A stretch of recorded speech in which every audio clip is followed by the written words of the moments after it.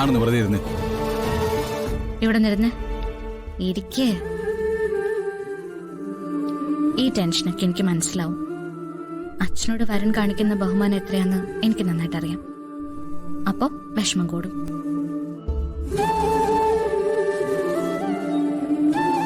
അവരെ ദേഷ്യം പിടിപ്പിക്കാൻ നോക്കും. അതുവഴി വലിയ പ്രശ്നം ഉണ്ടാക്കില്ല അവരുടെ ലക്ഷ്യം. നമ്മൾ കുടുങ്ങിപ്പോയാൽ തീർന്നില്ലേ? അതൊക്കെ മനസ്സിലുണ്ടോ? എന്നാലും ചില നേരത്ത് എടാ, നമ്മുടെ വീടല്ലേ, ഈ വീടിനകത്ത് എനിക്കൊരു സ്വസ്ഥത ഇല്ലെങ്കിൽ വേറെ എവിടെ അതുണ്ടാവുക? തൽക്കാലം കുറച്ചുനാൾ ഈ വിഷമൊക്കെ നമ്മൾ സഹിച്ചേ പറ്റൂ. ഞാൻ കൂടെ ഉണ്ടല്ലോ. എന്ത് വിഷമം ഉണ്ടെങ്കിലും അതിലൊരു ഭാഗം എനിക്കൂടെ തന്നേക്ക്. തനിക്ക് എന്തിനാ ഭാവിച്ചിരുന്നേ? അല്ലാതെ തന്നെ താൻ വിഷമിക്കുന്നുണ്ടല്ലോ. എന്നെ ആശ്വസിപ്പിക്കാൻ വേണ്ടി ചിരിച്ചു കാണിക്കുന്നല്ലേ? അത് പോട്ടെ എന്ന് പറഞ്ഞാൽ അത് പോട്ടെ. തലേന്ന് അതൊക്കെ എടുത്തു കളഞ്ഞ് പോട്ടെ പോട്ടെ പോട്ടെ. തലേന്ന് അതൊക്കെ പോട്ടെ. ഇതാ ഇത്രേ ഉള്ളൂ. എന്ത് കേട്ടാലും ഇങ്ങനെ ചിരിച്ചുകൊണ്ടെടുത്താ മതി. കേട്ടല്ലോ?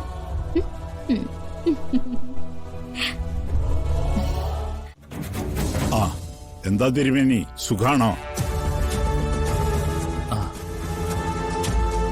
കണിമംഗലം കുടുംബക്കാർക്ക് ഇപ്പൊ വലിയ അഭിമാനമാണ്. അതിനുള്ള വക തിരുമേനിയുടെ അമ്മയും മകളും കൂടി ഉണ്ടാക്കിയിട്ടുണ്ടല്ലോ.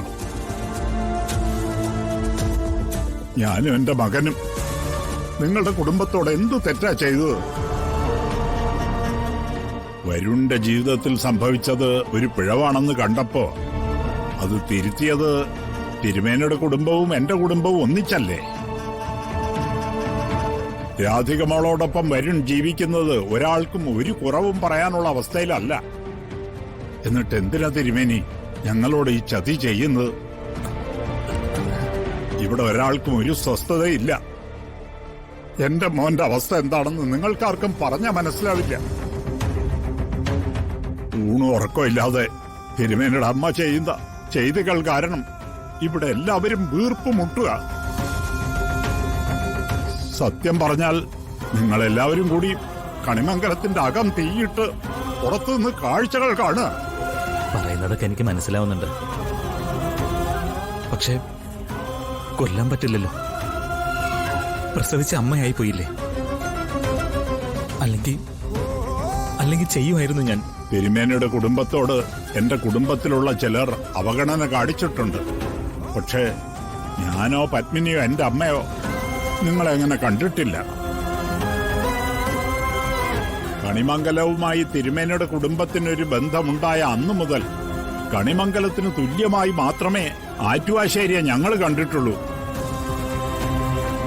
ഒന്നും പറയരുതെന്ന് ആഗ്രഹിച്ചതാ. പക്ഷേ സഹി കെടുമ്പോ പറയാതെ നിവൃത്തിയില്ലല്ലോ. സാറ് പറഞ്ഞോളൂ. കേട്ടു നിൽക്കേണ്ടത് എന്റെ വിധിയാ. കാല് പിടിച്ച് മാപ്പ് യാചിക്കാനേ എനിക്ക് പറ്റൂ. പൊറുക്കണം. ഒരർത്ഥത്തിൽ നിങ്ങളെ വിളിച്ചു പറഞ്ഞിട്ട് എന്താ കാര്യം? മനസ്സിങ്ങനെ നോവുമ്പോ ആരോടാ എന്താ പറയാന്നൊന്നും അറിയില്ല. സാരമാക്കണ്ട തിരുമേനി. ഞാൻ വന്ന് പരമേശ്വരൻ സാറിനെ കണ്ടോളാം. വേണ്ട തിരുമേനി. ഇതെന്താ ഭക്ഷണം കഴിക്കാൻ ഒരു മടി? വേണ്ടാന്ന് പറഞ്ഞല്ലോ. കുറച്ച് കഴിയട്ടെ അടുത്തേ. ഇത് തന്നെ രാധികയും പറഞ്ഞിട്ട് പോയത്. രാധികയെ വിളിക്കുമ്പോ ഞാൻ പറയാം. അയ്യോ, അവളോട് പറയണ്ട. പിന്നെ വിഷമവും സങ്കടവും ഒക്കെ ആയിരിക്കും. അത് കേൾക്കുമ്പോ പിന്നെ എനിക്ക് വിഷമവും.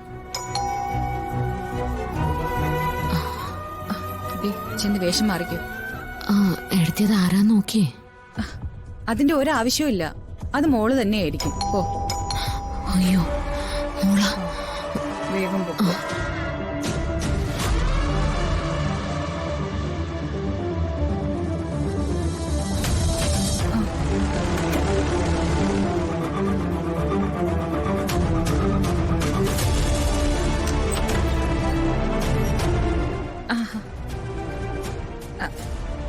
ഇതെന്താ ഒരു ചുമടുണ്ടല്ലോ? പിന്നെ വെറുതെ വന്ന രോഗിയെ കാണാൻ പറ്റോ? ഞാനേ നല്ല ഭക്ഷണം ഉണ്ടാക്കി കൊണ്ടുവന്നിട്ടുണ്ട്. ഭക്ഷണം ഞാനിവിടെ ഉണ്ടാക്കി വെച്ചിട്ടുണ്ടല്ലോ മോളെ. പിന്നെന്തിനാ മോള് ബുദ്ധിമുട്ടിയത്? ഇതങ്ങനെ സാധാരണ ഭക്ഷണമൊന്നും അല്ല. കുറച്ച് കഷ്ടപ്പെട്ട് ചെയ്തതാ. ഫിദ മാഡത്തിന് സ്പെഷ്യൽ. അല്ല, എവിടെയാ ആള്? ആ ഞാൻ ഫിദ വിളിക്കാവേ, മോളകത്തേക്ക് കയറുക.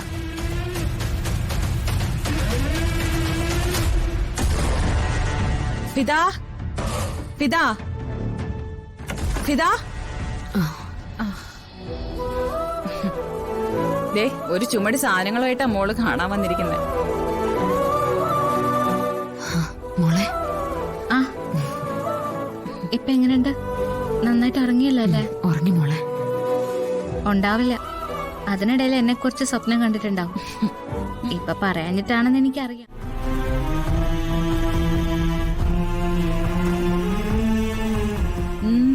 എന്തു പറ്റി? എന്റെ മോള് ഭക്ഷണം ഉണ്ടാക്കി കൊണ്ടുവന്നിട്ട് അവളുടെ കൈകൊണ്ട് വിളമ്പി ഇത്തിരി കഴിക്കാൻ പറ്റിയില്ലല്ലോ. അവളുടെ മുമ്പിൽ വെച്ച് കഴിക്കേണ്ടി വന്നാ ഈ പർദ്ദ മാറ്റേണ്ടി വരില്ലേ? അതുകൊണ്ടാ ഞാൻ പെട്ടെന്ന് ഇടപെട്ടെ. അതെനിക്ക് മനസ്സിലായെടുത്തേ. എന്നാ ശ്യാമ പോയി കിടന്നോളൂ. ഭക്ഷണം ഇപ്പൊ വേണ്ടാന്നല്ലേ പറഞ്ഞത്? ആര് പറഞ്ഞു? എനിക്കിപ്പോ ഭക്ഷണം വേണം. ഇതൊക്കെ എടുത്തങ്ങോട്ട് വിളമ്പാൻ നോക്ക്. ചേടാ, മോള് ഭക്ഷണം കൊണ്ടുവന്നപ്പോ വിശപ്പായി, ദാഹമായി. വിളമ്പിക്കാം.